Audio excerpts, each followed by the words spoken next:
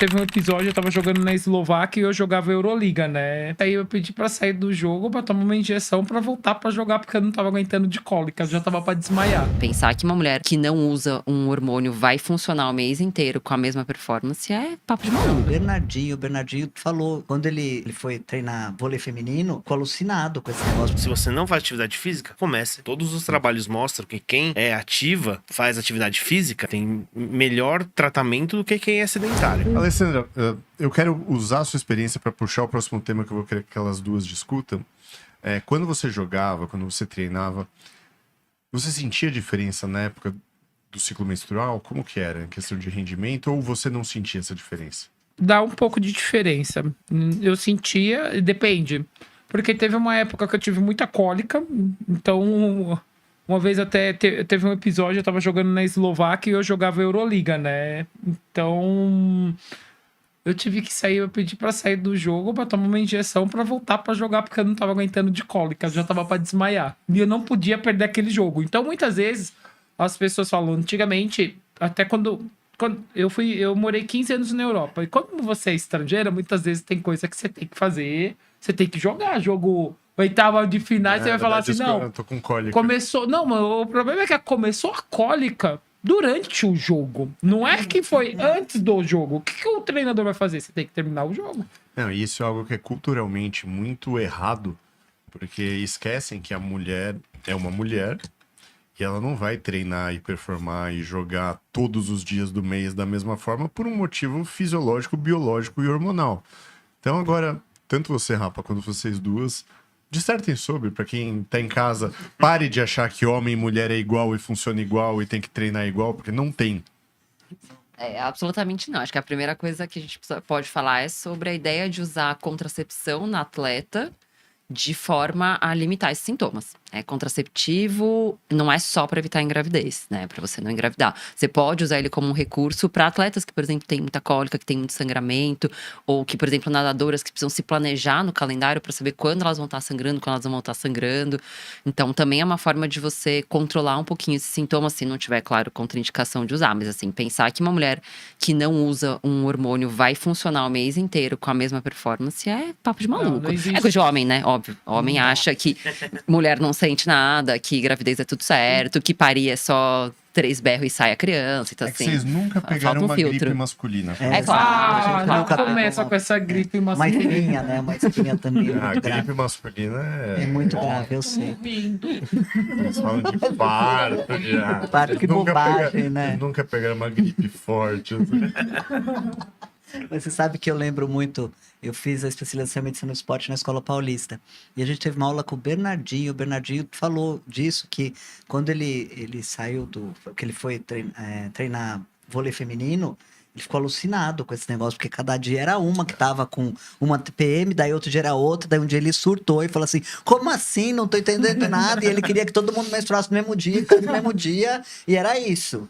Ele não queria mais essa, né? E ele falou, não, vocês vão jogar de qualquer jeito, não interessa como. Aqui a gente tem o Rafa pode explicar, mas são as fases do ciclo, né? Então, o ciclo hormonal da menstruação, do ciclo menstrual, o que é? Basicamente uma loucura hormonal que acontece todo mês. Loucura hormonal. Com as mulheres. E influencia muito. A Vamos falar de performance menopausa. aqui é muito diferente da performance aqui. A recuperação aqui é muito diferente da recuperação aqui. Então, isso é muito difícil de manejar no esporte coletivo, porque no esporte individual, você pode fazer a periodização de treinamento baseado no ciclo. Agora, o que o Bernardinho queria... vocês vão menstruar todas no mesmo dia, tá? Não, ele falou que a primeira vez quando ele começou a ter isso, ele começou a surtar mesmo. Daí ele conta como é que ele... Não vou lembrar agora, mas ele contou como ele resolveu esse... Ele casou com uma essa atleta e ela bagunça. deve ter dado uma dura nele. Ele Pode ser, é possível. A gente Fala. tava falando aqui com a Ana por causa da menopausa, né?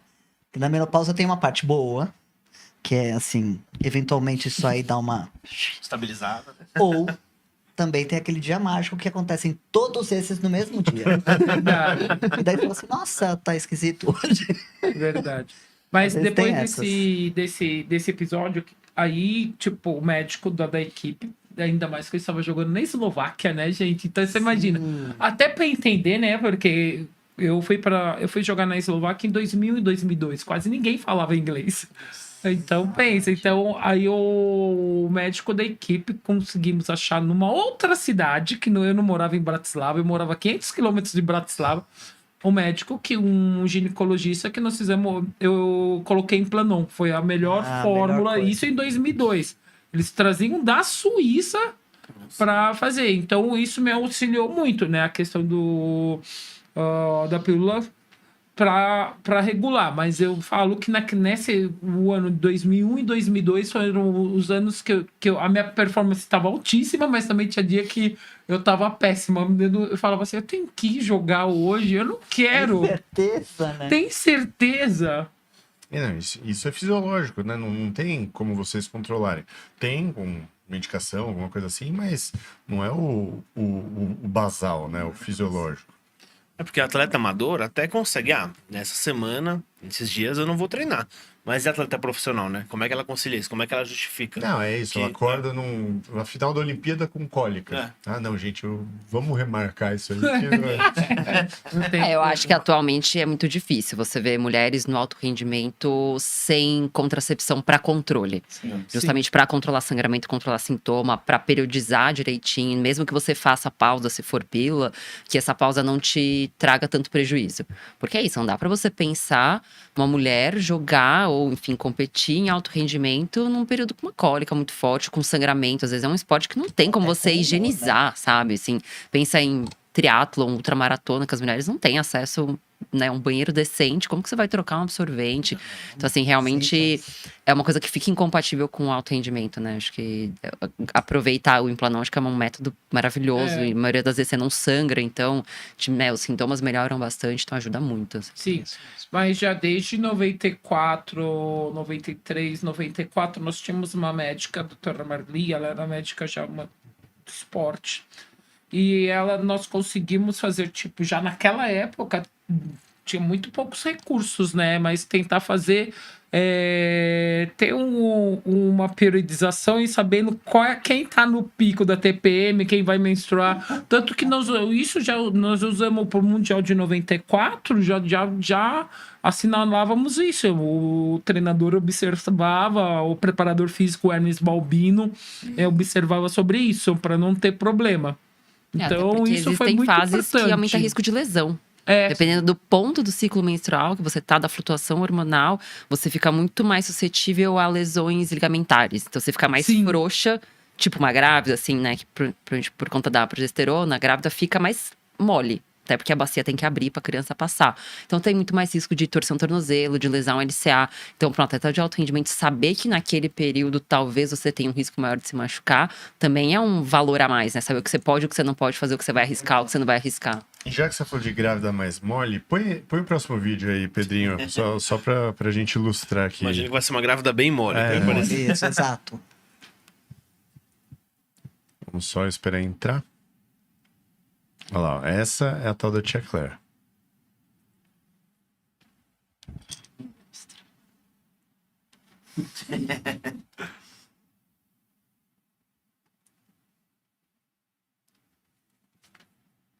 Esse é recomendável para... Cara, Aí... O aí... neném fica de cabeça pra cima. Aí entra super naquilo que a Alessandra falou. O quanto a atleta de alto rendimento é uma profissão. Aquilo é o que paga as tuas contas, aquilo é o que te sustenta, o que paga as contas da sua casa. Então, as recomendações são muito diferentes. É claro que para uma praticante de consultório, eu vou falar, isso aqui não cabe para você. Mas a gente tem que pensar que ela precisa se manter nessa carreira, ela precisa se manter, o que paga as contas dela é ser atleta, é ser patrocinada, é ter visibilidade. Ela não pode adaptar tudo, sumir num casulo e depois ressurgir 3 meses depois do parto. Então, assim, são exceções que a gente precisa abrir, individualizar, como atleta de vôlei, jogou até o 3º trimestre. Então, assim, são coisas que a gente precisa tomar muito cuidado, que para não olhar para essas mulheres, para praticante de crossfit lá do nosso box, não olhar para ela, né? E falar que se ela fez, eu também posso fazer. Porque existem adaptações que são recomendadas sim. Então, realmente, a maioria dos movimentos não é uma coisa que eu recomendaria para meus pacientes. Mas aí, com relação da Tia Claire, a gente precisa colocar nesse prisma em que isso é o emprego dela. Em que ela precisa retornar mais precoce, em que ela precisa se manter ativa no alto rendimento. Exatamente. A gente não para de trabalhar no 1º trimestre. maioria de nós, claro. Então, assim, é colocar nessa ótica um pouquinho diferente, que no alto rendimento a gente tá falando de outra coisa, que não dá pra vestir essa carapuça pra mim, sabe? Quando eu vou lá no box treinar grávida, eu não fazia esse tipo de coisa, porque eu sabia que o custo-benefício não fechava a Não conta. compensa. Mas a gente vê no CrossFit as gestantes treinando. Acho que o esporte que eu mais vi gestante treinando até o final foi CrossFit. É porque é muito legal. Acho que vicia muito, né? A pessoa não consegue, acho que ela vai pra casa e vai ficar assim. Não tô conseguindo. Mas sabe o que era engraçado quando a Ana tava grávida, que ela passava muito? Era as pessoas julgando ela. Por exemplo, ela ia na academia, vinha a pessoa falar, mas por que você tá fazendo exercício? Você não ama seu filho? Então era um o pessoal negócio... julga mesmo. E pessoal a acha gente que tá você falando tá- muito de preparação para o parto, para gravidez, treino, mas o pós-parto é muito importante também. Pedrinho, dá para pôr o próximo vídeo?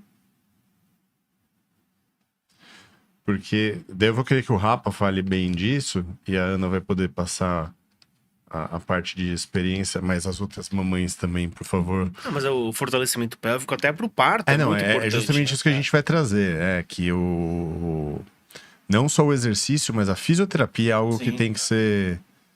Tá, o vídeo tá entrando ali, fica tranquilo. É. Por exemplo, mulheres que desejam tentar Ó, um parto ó lá, ó, normal, ó. né? Deixa eu passar o vídeo. Essa é a famosa mamãe do meu filho. O que você tá fazendo? Conta aí, Ana, enquanto vai... Já que o vídeo não tem som.